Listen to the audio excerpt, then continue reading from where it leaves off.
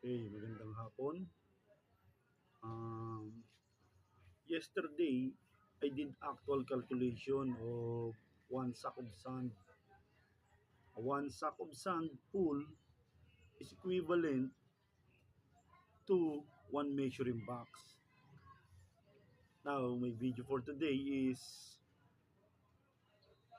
measuring box, ongke or kahon. Okay,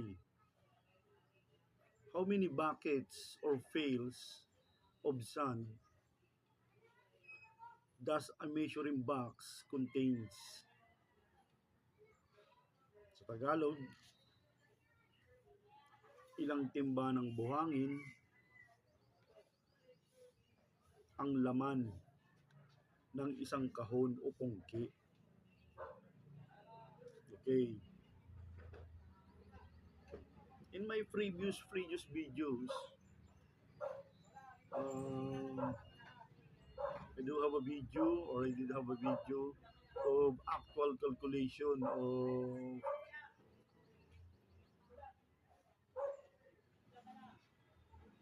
I will not say it or the brand of the fails or timba, pero meron akong kalkulasyon nun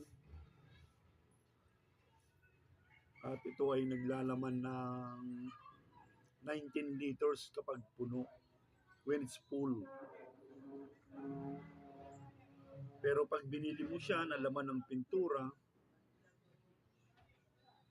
ito ay naglalaman lang ng 16 dahil hanggang leeg lang ng timba ang laman ng pintura. Pero kung puno siya hanggang labi, ito ay 19 liters at ako ay may actual calculation yan. Okay, balik tayo sa tanong. How many buckets or pails of sand does a measuring box contains? Okay, my answer is 1.5 of pails or bucket,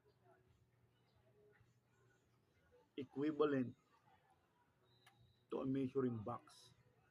Bali, isa't kalahating timba ng buhangin